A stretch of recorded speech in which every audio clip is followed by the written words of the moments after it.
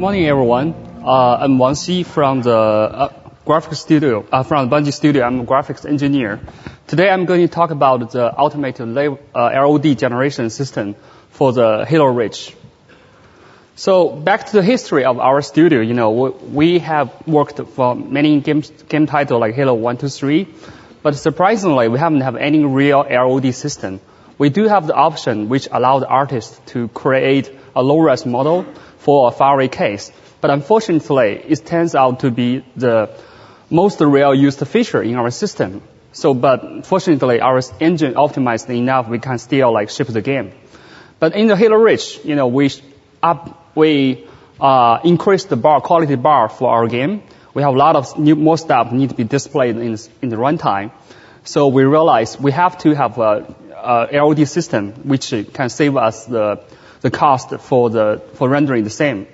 And considering the number of the assets in our game and also the endless iteration during the production, we decided this system has to be automated, which means, any update the artist made, we need to generate the low-res model for them, by default. So that's our motivation to design this system. And this system was designed by three very simple principles. The first thing is we need an automated mesh simplification system which can robustly simplify the raw mesh provided by the artist. And also, we can fit in the animation information in automatically for them, which means, if you have an animated character, when we do the simplification, the low-res version still can be animated properly, as the animator wants. The second thing is we have really sophisticated material system, which, composed by the Q-Torrents model, two-loop form model. And when we switch that thing to the low-res model, we don't want to keep this kind of complexity anymore. So we decide, whether we can unify the material model just using one material model to approximate anything in our game. And the third idea is, because this low-res model will only be rendered in the faraway case, it sounds not important to make sure every pixel correctly. So we decided using the per vertex shading model. Another benefit of that, we don't need to deal with the texture coordinated parameterization and the texture page in and page out when we switch in different low-res model. So here's the case of three characters in our game. And when you're in the faraway case, actually we will render them using this low-res, per vertex lighting model. We call this thing imposter in our project. So here is a live video we captured in our engine.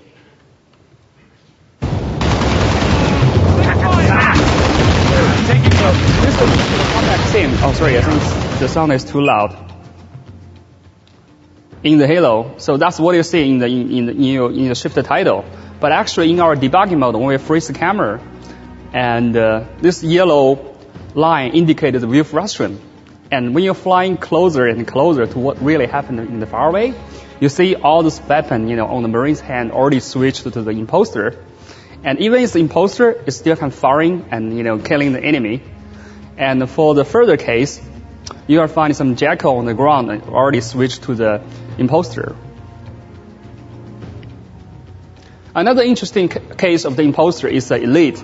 You can see, this elite switched to the pretty low-res model, but the feeling of the, alien material, the, metal feeling still kept, and the color and everything still looks approximately correct. When we get in further, you will find a lot of environment stuff switched to this really low-res, diffuse-looking, stuff. This is our special system to handling the environment imposter. I will talk about those later.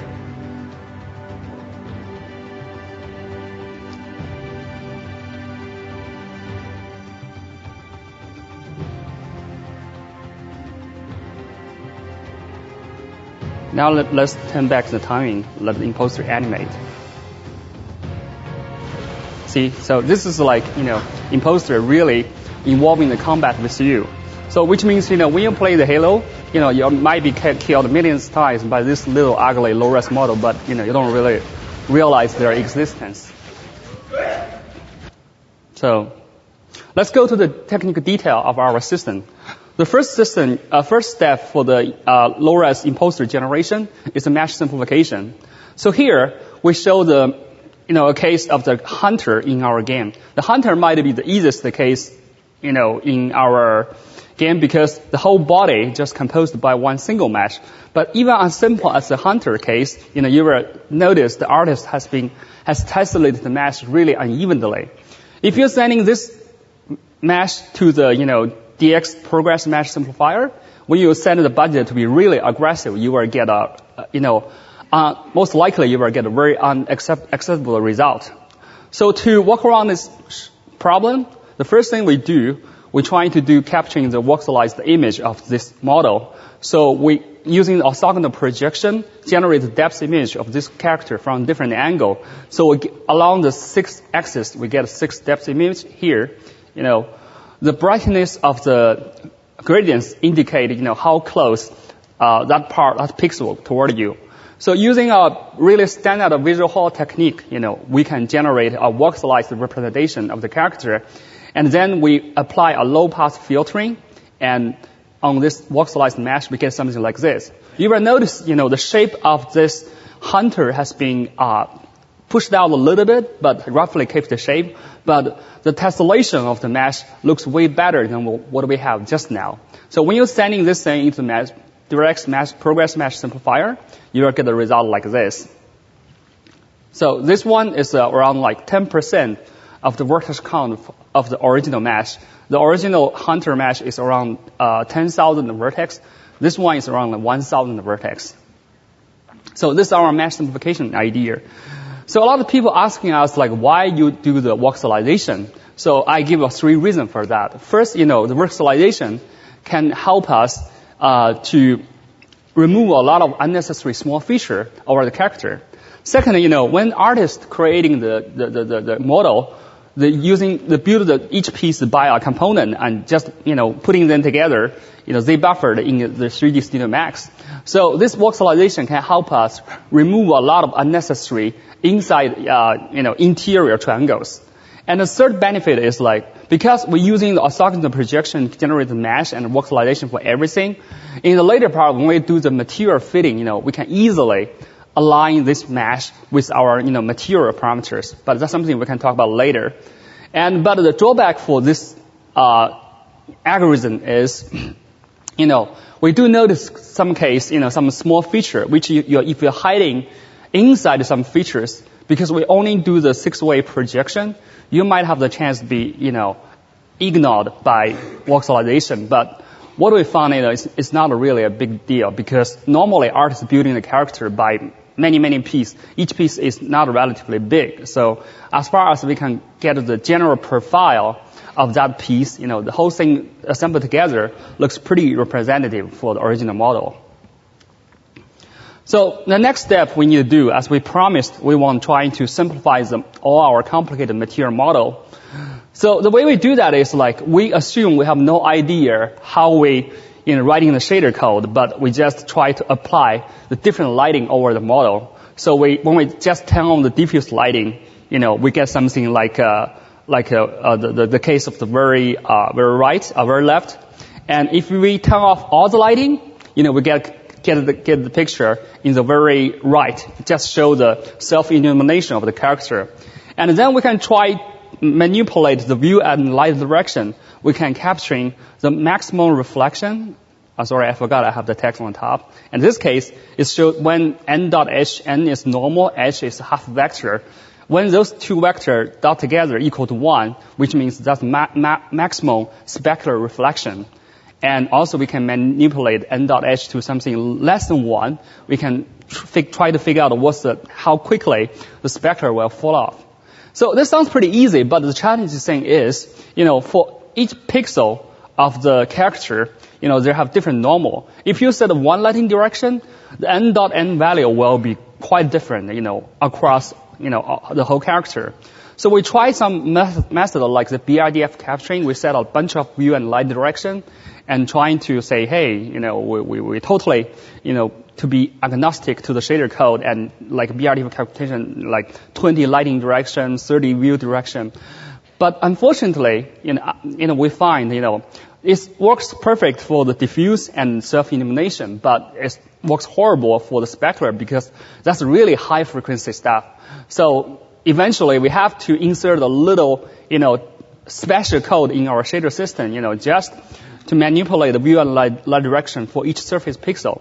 This one sounds really scary and complicated, but, due to our really smart, sophisticated shader system, we can totally compile out those special capturing section shader code in our release build, so which means they have zero impact for our final game performance, but make our material simplification, way more reliable.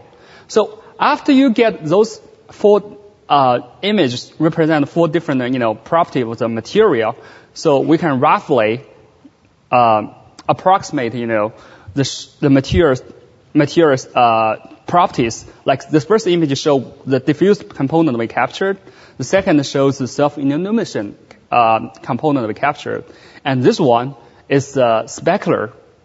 So we sum all the 3 components together, we get something like this. Actually, this guy is composed by maybe 5 different shaders, but after we do the material simplification, we just get one material, and each pixel has 3 properties. And for each voxel, we attach these material properties, and we apply the mesh simplification with the material property, which means, if you're sending a textured cube, because the texture has a different pattern, has different material distribution, you ends up with more than 8 vertex. But, when you switch to the per vertex lighting, you still keep the pattern, keep the feeling of the material. So that's the trade-off. So you sacrifice a little bit more vertex budget, but you get a better representation of the original model, and it's a texture. So the next thing we need to do is do the animation information fitting. So we call that skinny information fitting. The idea is pretty simple. So let's look back to the row mesh. And for each vertex of the character, we have 4 different animation bone attached with that vertex and has a different weighting function. The way we generate the weighting function for each imposter vertex is we first looking back to the original model, find all the neighbored vertex. And so we get a list of the bones could be involved for the animation. Because you reference to more than one original vertex, you might easily end up, with more than 4 animation bones. We just sorting them by their original weighting and also the distance, the weighting by the distance to this low-rise vertex. And so we figure out which animation bone is the most dominant one. And so for the imposter model, we just animated the character with a single bone rather than the 4-bone interpolation. This one sounds like we sacrifice some quality, but it's turned out to be a really big, improvement for the imposter performance. Because, you only need to animate 1 bone in your vertex shader. So this is fitted the result. So that's everything about our, object imposter system. It's pretty simple based on 3 simple ideas.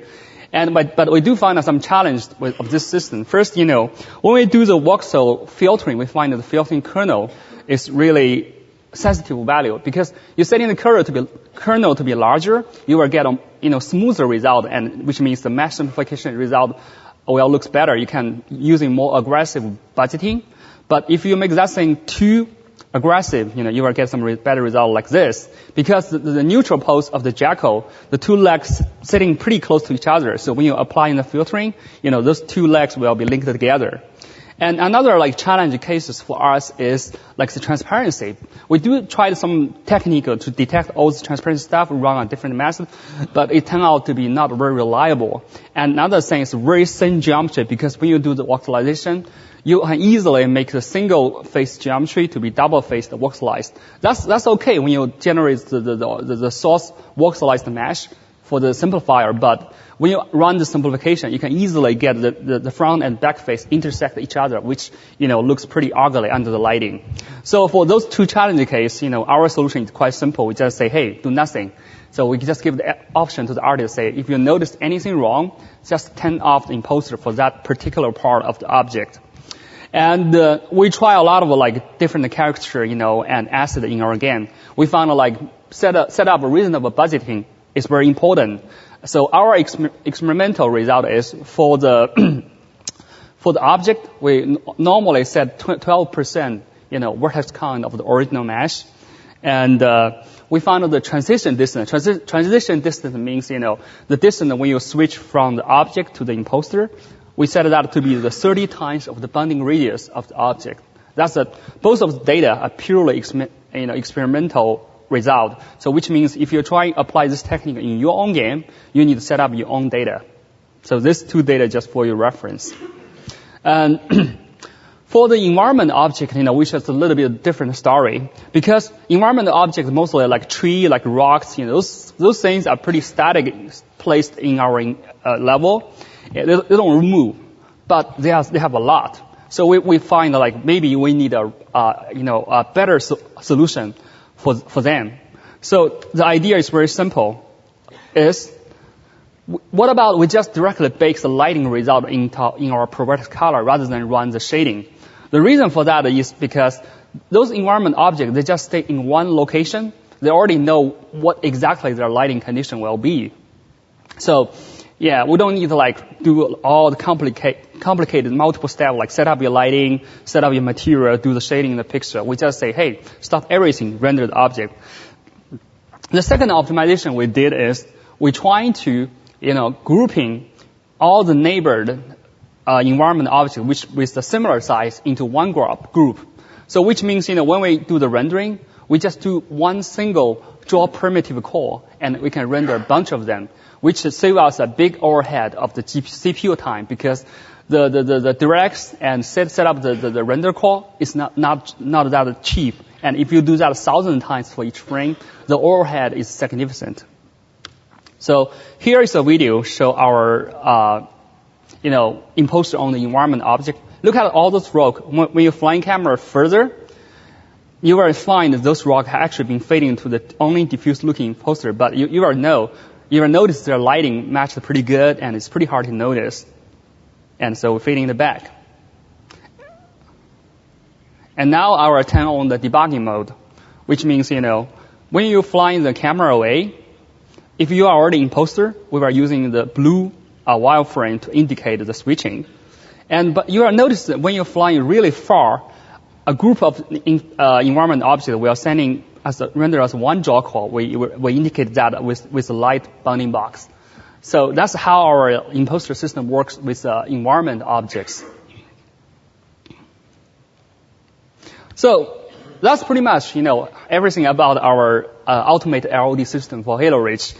It's turned out to be a pretty big win for our performance. For the dynamic objects, characters, the imposter rendering is about 10 to 20 times faster than the original model rendering. And for environment object, it is about 50 to 100 times faster than the original one. The reason for that we already explained because we're just using per vertex, pre-baked color rendering. So it's supposed to be that cheap. And on storage wise, for the dynamic object, which is around 8 times less. So it's kind of like a little additional data, sitting beside the original model. And for the environment, we pay a little bit more because we need to bake the lighting, which means,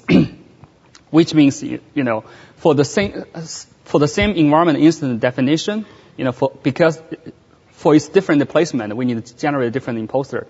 This thing sounds scary, but, because the per vertex overhead is so low, it turns out we still 5 times smaller than the real memory cost of the full environment object. And so we find it's a really valuable, investment for our system considering the 3 years production time of the Halo Reach, and we have 100 people's team, We rarely have the case, artists need to deal with the system to figure out, something's wrong, and they just go ahead, create their high-res model, they will get this low-res model by free. And we also realize, it's really important to provide the manual switch, which means, for any broken case, we mentioned it before, and some, unsatisfied case, the artist and the QA team always has the option to turn it off. So, So there's still something we want to improve in our future, like game developing. One is, we decided using the direct mesh simplifier and progress mesh, but in the later we realized, it will be way better if we can write our own mesh simplifier. The reason for that is because when we do the capturing of the model, we capture a lot of information, and our artist has a lot of idea and some hint information we want to provide to guiding our mesh simplification.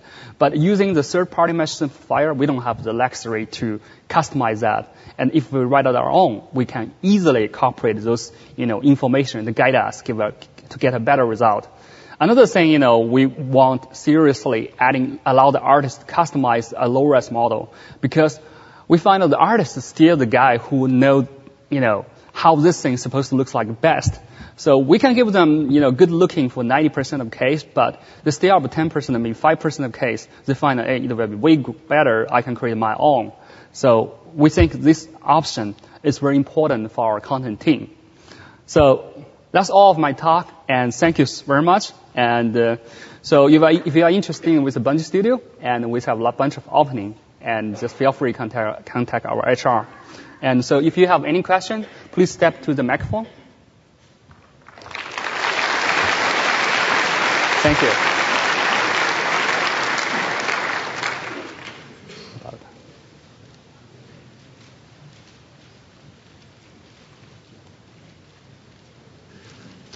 Yes, I was curious if in this work, if you ever run into the case where, due to the reduced amount of vertices, if you ever were running actually slower, doing things per vertex instead of per pixel, seeing that fewer pixels were going to be ran for the object. Can you repeat the question again? Okay. I haven't heard. Okay. And when you were using this system, did you ever run into cases where an object still had enough verts in the object where it would actually run slower per vertex rather than per pixel, or was it always a win to do everything per pixel at a distance? Mm-hmm.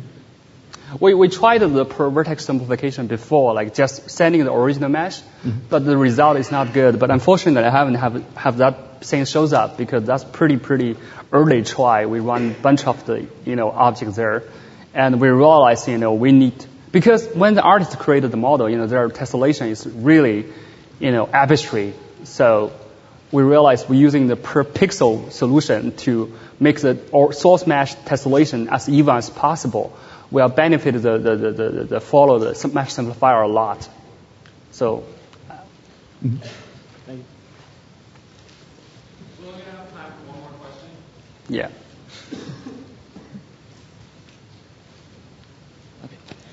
Hi. What simple changes did you make from Halo 2 to Halo Reach as far as using imposters? Because in Halo 2, you could see the imposter sometimes when it was loading. Did you do some sort of line of sight changes or timing changes? Like what would be the simple changes? In the Halo 2 and Halo 3, we don't have an imposter system, but we have a low-res model available, which means for any object, artists can create a separate low-res model and attach with that object and set up the transition distance.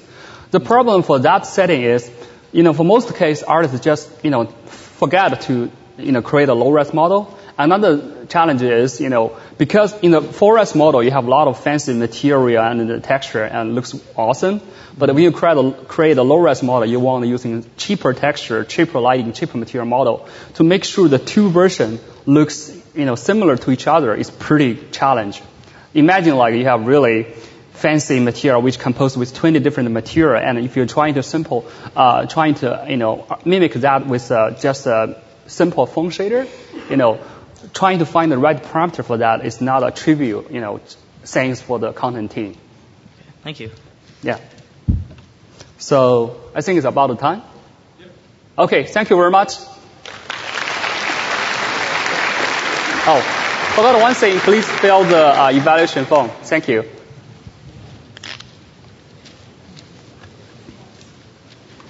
Okay. Good luck, dude.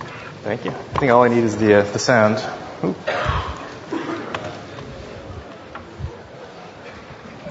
Thank you.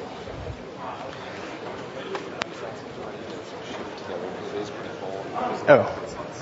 If everyone could shift to the middle so we can get more people seated or coming in, I guess.